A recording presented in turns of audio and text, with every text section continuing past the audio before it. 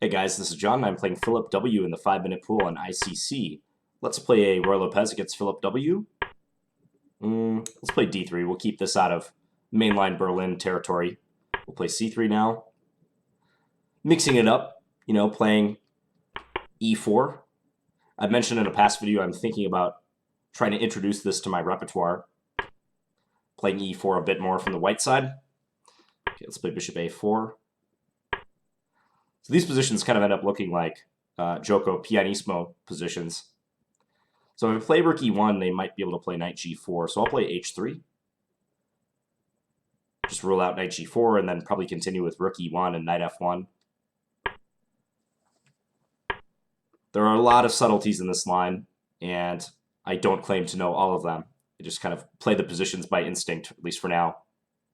I used to know this stuff a lot better, but then I switched to playing D4 openings, and a lot of that knowledge went away. So, all right, so C6. I could play for D4 and try to break through in the center. I could also play Knight G3. Sensible-looking move. I think I kind of like the idea of starting at least with Knight G3. It reinforces E4.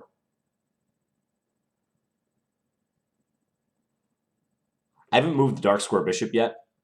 It might come to E3, but as black is doing with the bishop on C8, it's not uncommon just to leave that piece there for a while. Knight F5, bishop takes, pawn takes. It's actually kind of embarrassing for this knight.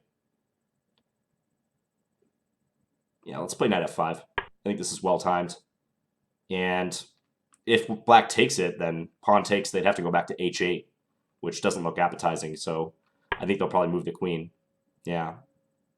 And now maybe bishop G5 and try to gain some initiative. Yeah, let's play bishop G5. So threaten to take. Black plays kind of a passive move in reply. D4, maybe break through. Yeah, let's go D4. Try to keep the tempo going too.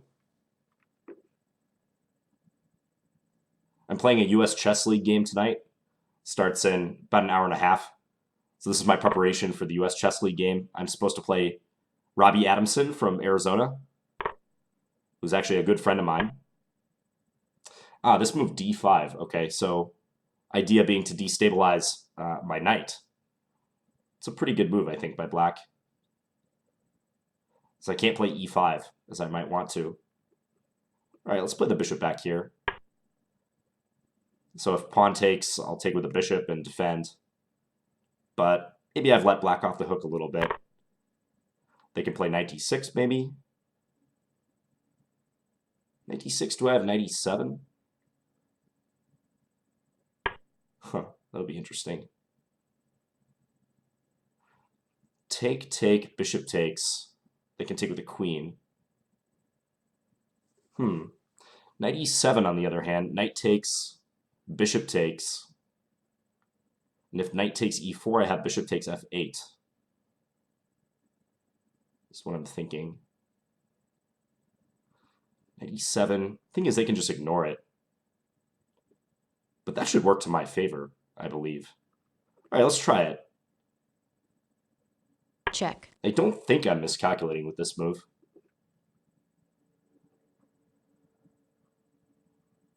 Famous last words. I think I've got everything calculated right. So yeah, the point is if they take it, I take with my bishop, and queen takes is impossible due to bishop takes H7. So I'm hoping to attack that rook on F8. Yeah, and they moved the king, so they believed me. Probably take with the knight, I would think. Knight E5. I could also play bishop back to D3 straight away. Maybe that's more testing. Let's do that. That might keep more pressure on. So this is defended sufficiently. I don't have to take on G6 yet. I can just bring this bishop back to safety. Could have also taken black's light square bishop, but somehow I feel like my knight is useful on the E7 square. It's a huge pest for black. If they try bishop E6, I can take on G6 with my knight. They take with the H pawn, then I have bishop takes G6. And that F pawn if it captures my bishop, would no longer be defending their bishop on e6, and I can play rook takes e6.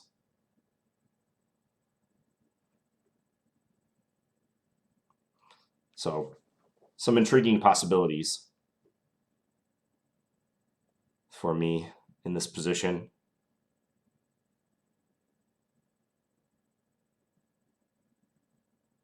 I might want to go knight e5 soon, if I can. Knight e5 making way for queen h5. That would leave my d pawn undefended, so I'd have to sort out how that would work.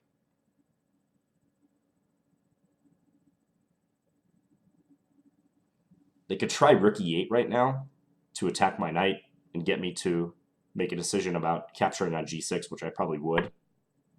Play bishop d7. What about knight e5? Knight e5, bishop takes d4, bishop takes g6. Nah, something about that just looks bad for black. I can take on h7. Knight e5, I really want to play knight e5. It's Blitz, we're giving in to our instincts. Maybe they can play bishop e8 to reinforce. There's a lot of heat coming down on that knight.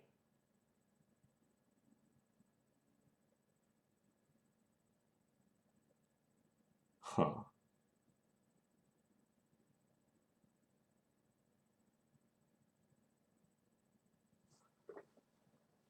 Bishop e8 might not be half bad, though, because then the queen is helping to attack that knight again. I know they disconnect their rooks if they play that way. Yeah, that could be a decent move. What if I take here with my bishop?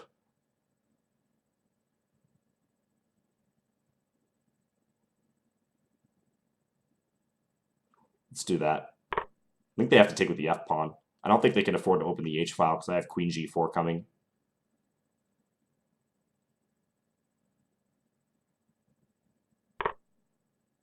Okay, so maybe queen g4 anyways.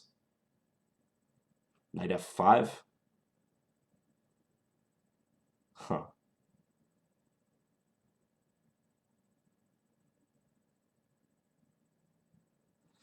This looks like a dead end. Okay, I'm going to play rook c1. Maybe knight d5. This knight's still defended, so it's all right.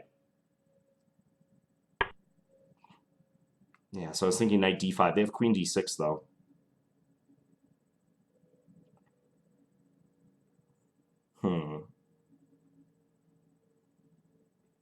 Let's play this. Defend this guy a bit better.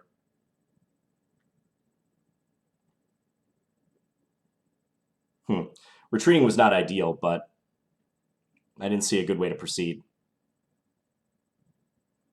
Rook f7, maybe? Trying to get me to move that knight, finally?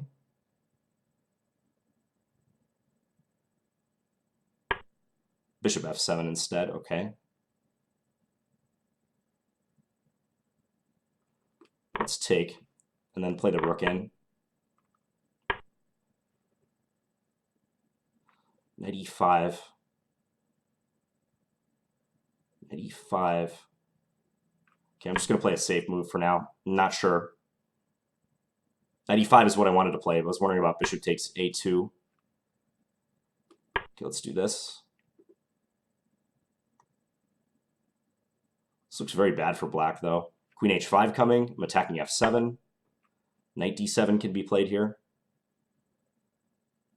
Knight d7, queen takes. All right, I'm going to choose the practical option.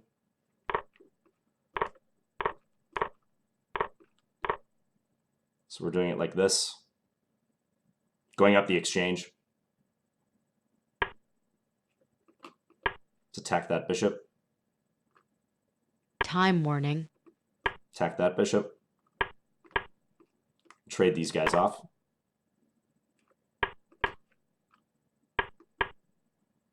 Attack f4. Didn't see it.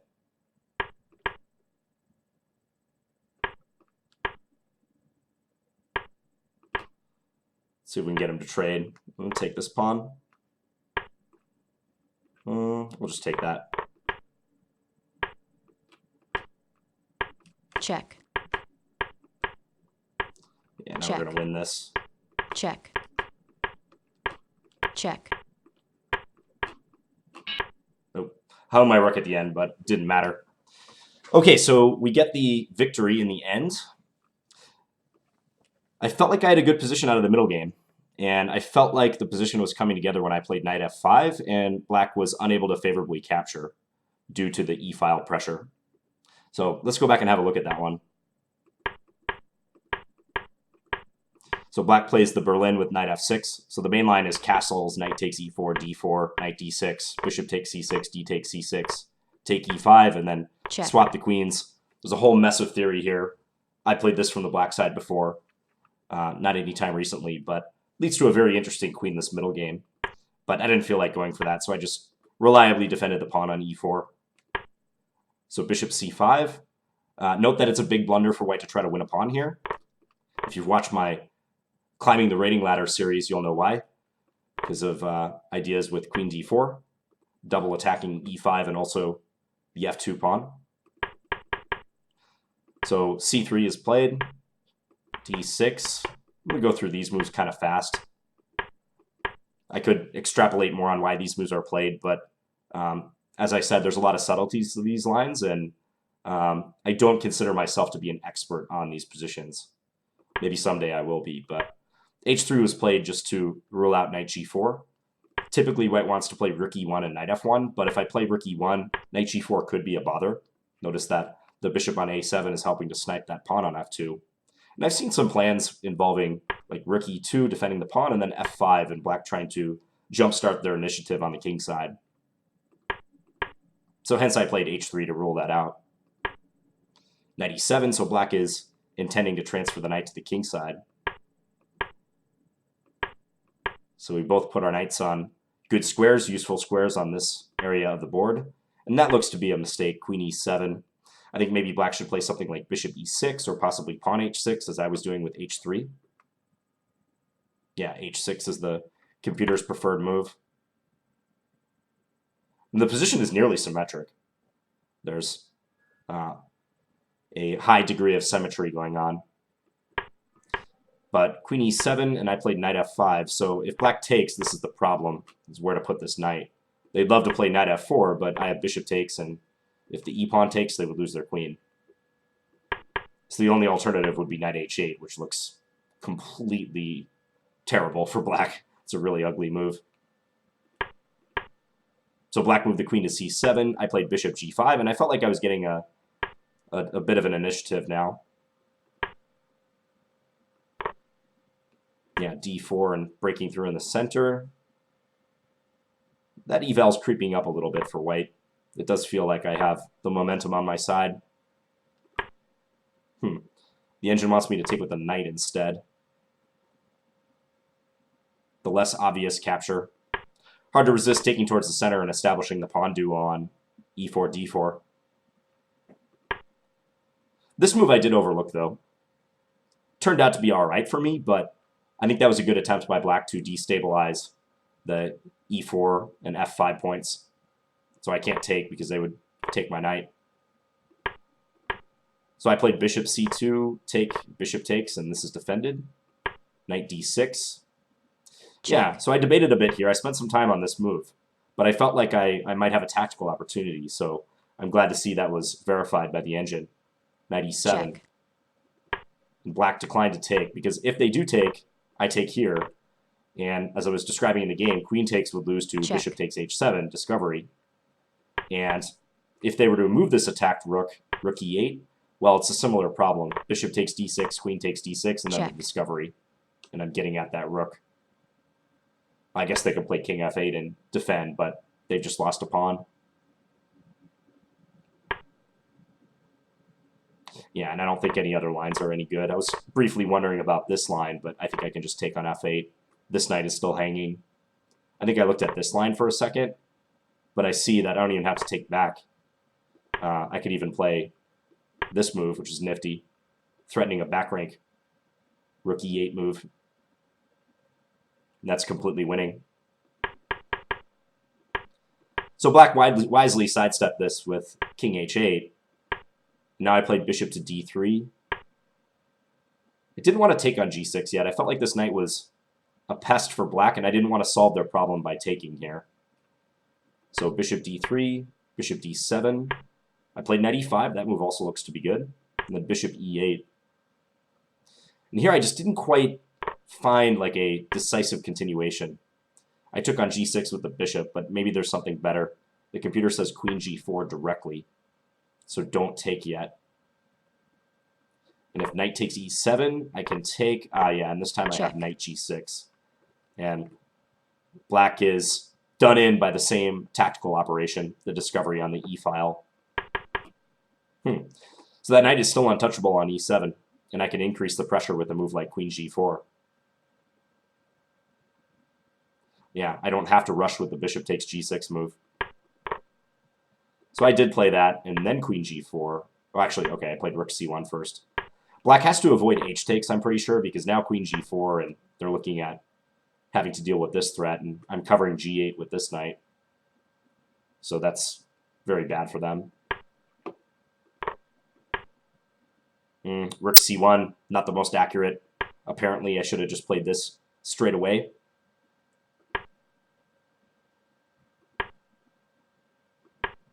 And here I played the knight back to f3. Originally, I was intending knight d5, but I don't think it does anything after queen to d6. It looks nifty, using the c-file pin, but after queen d6, I just have to move that knight, and d4 is a goner once I move it. It's never pleasant when you're attacking, and you know you have the momentum in the position, and then all of a sudden, like, you just can't put two and two together, and your attack just stalls. And you have to make a backward move, like I'm playing right now with knight f3. That's never a good feeling when that happens. But it's important how you respond to that. You need to keep pushing through, and you can't get down on yourself for not having capitalized in your mind on the position you have. You have to treat this like a fresh position now. I'm still doing completely fine, so knight f3, still leaving this knight on e7. Bishop here is apparently a mistake. Yeah, at various times the engine was suggesting h6, trying to kick that bishop out of there, which makes sense. So bishop f7 I took. Yeah, and then played rook e7. This seemed nice. Queen b6. Yeah, b3 was a little hesitant. I think I could have played this right away. I just wasn't quite sure after bishop takes a2. I saw that I had multiple things hanging. And I wanted to continue something with queen h5 and threaten this. I thought after king g8 maybe black could survive, but apparently not. Bishop h6. Okay, so I have some brutal move to end black's resistance. Attacking g7. If take, well, I just take here, and I'm threatening mate. Bishop f7. Queen g5. Yeah, that does look pretty bad. Yeah, something like this, I'm sure I'm going to be winning in short order. Yeah, that's not going to end well for black. So I played a couple meek moves. I mean, b3, even when I played that, I knew it wasn't the best, but the time was a bigger factor. And here I get knight e5 in, and the pressure on f7, and also this idea of knight d7 is too much, I believe. And if black takes here, I take, and they've got two pieces hanging. If they play something like bishop e6, probably queen h5 again is good. Yeah, knight h5, or knight g6 rather, and also rook takes e8 threatened. So bishop d5 was played, and here I just went for the exchange. Oh, they actually don't have to take on d4. They can play this move. And after take here, and maybe I have some trouble bringing this knight out. The engine says completely equal. Yeah, the main problem being after this, my knight is trapped. That's a big improvement for black compared to the game.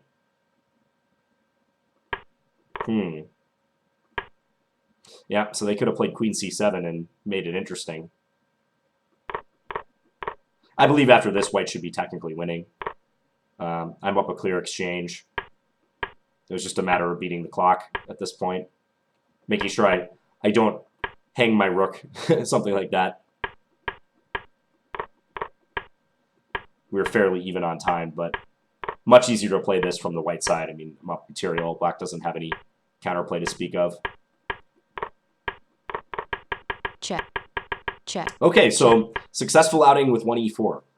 Hope you guys enjoyed that, and I'll be back again tomorrow with another video. Thanks for watching, guys. Bye.